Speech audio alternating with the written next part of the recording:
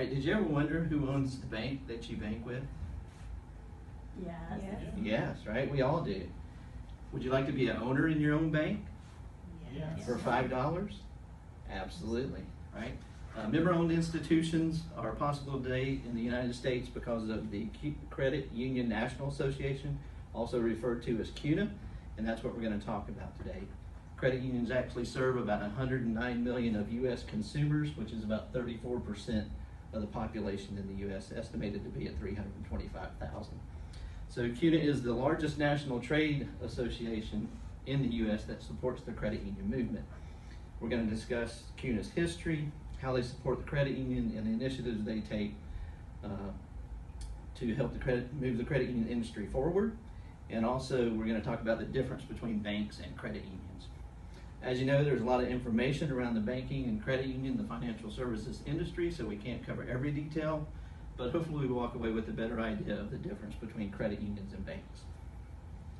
So, the thing that we're going to start with is the CUNA history. CUNA started actually in 1934. It came from the Federal Credit Union Act. The first credit union in North America was actually in Canada back in 1908. And that was formed two ladies, one named Dora Maxwell, one named Louise Herring. And they were instrumental in the credit union movement, so much so that Dora Maxwell, or Louise Herring, actually became known as the mother of all credit unions. And credit unions were really formed to serve the lower socioeconomic status, give people of modest means a reasonable place to do business and borrow money. So like I said, the first credit union was actually formed in Canada. Ironically, it's now known as St. Mary's Bank. So that's kind of an interesting tidbit there. The first credit union in North America actually came to be in 1908, I believe it was. So, credit union was originally formed to educate credit union leaders about how to run financially principled cooperatives for their members. And really, cooperatives are formed on 7 principles, and we'll talk about those 7 principles. So they're voluntary and open to membership, so anybody can join a credit union as long as you live in their field of membership or maybe belong to a specific said group. That's one of the principles of a cooperative. They're under democratic control. We talked about the $5 ownership. If you have a membership at a credit union, you're a part owner, you get one vote in what goes on in the credit union. Member economic participation. Obviously, the more members that participate in the credit union, the more business we do, the more services we can provide, and the more economically efficient we become as a credit union to serve those members. Their autonomy, credit unions are, the 4th principle is autonomy and independence. So cooperatives are owned by their members. We're not controlled by stockholders or trying to please the stock market or people who have invested in a credit union. That's one of the differences we'll talk about between banks and credit unions. One of the 5th foundational principles is we educate not only our members, but the communities that we live and serve about financial education, financial planning, how to use credit, those type of things. So there's cooperation among cooperatives. So credit unions band together and try to do what's best for the credit union movement, not just for our particular credit union. As you can see, there's a little over 6,000 credit unions in the United States. There's about 6,100 credit unions. There's about 6,700 banks.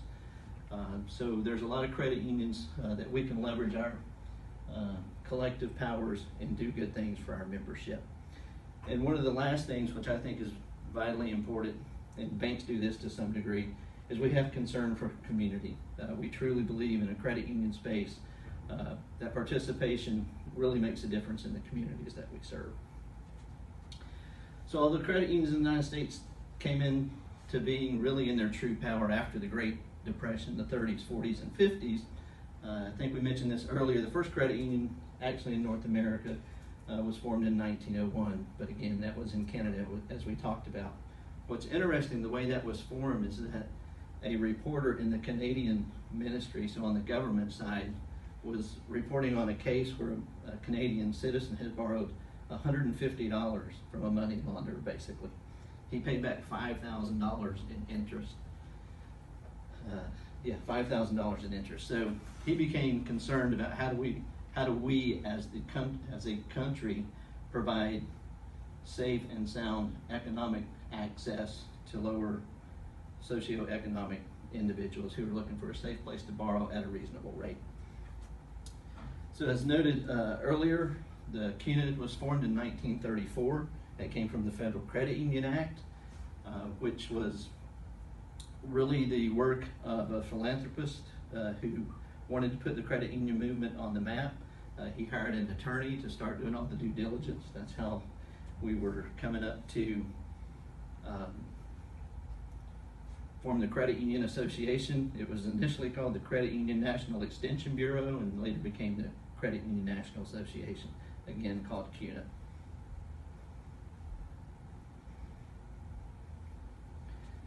Now that we've talked a little bit about CUNA, we're going to talk about how they support credit unions, and there's a number of ways they do that. So Jim Nussel, who's the president and CEO of CUNA currently, he gave a good speech back in earlier this year in July at a conference I was at up in Wisconsin, and he talked about those 6 principles. So one is they represent the various interests of credit unions with government. They testify on Capitol Hill with Consumer Financial Protection Bureau, the NCUA, all those regulatory agencies that credit unions have to deal with, and try to make sure that the interest of the credit union movement is known. The next thing they do for credit unions is they organize and focus political efforts for the credit unions. Sometimes that's national, sometimes it's state, sometimes it's regional. Another thing they do is they're kind of the voice of the credit union movement, right? We talked about every member having a voice. Well, our voice is really CUNA because they put us on stage both in the media and the news agencies, digital forums, blogs. We all know how popular digital space is now. So the other thing they do is they provide education to credit union members or credit union leaders. Not only leaders within each individual credit union, but to the board of directors and the credit union industry as a whole. They also provide a forum to educate credit union leaders in specific areas of lending, such as collections, lending, HR related matters, regulatory issues, and those type of things. So they also provide cooperative products and services for smaller credit unions. We mentioned there's over 6,100 credit unions in the country. Some of them are very small. They don't have the financial wherewithal to really keep up with regulatory requirements, technology, those type of things. So we're able to collectively pool our resources and go through CUNA to help some of those smaller asset size credit unions. So the last thing we're going to talk about is the difference between credit unions and banks. So really, credit unions are member owned. We generally have lower rates on autos. We have higher rates on deposits. We're more focused on the member, and we're not owned by stockholders. That differs from the banks. Banks are shareholder owned. They usually don't always have the best interest of the consumer at stake, and generally they do, however, are more advanced in technology and have more resources to bring more products to their customers. So with that being said, those are the difference between banks and credit unions. And what we talked about today is CUNA, the history of CUNA, how CUNA supports the credit union industry itself, and how those different agencies or different institutions serve the financial needs of our members. Really, you have to pick the financial institution that serves your best interest as a consumer. And whether that's a bank or credit union, it's nice to be educated and know your options. So thanks for participating.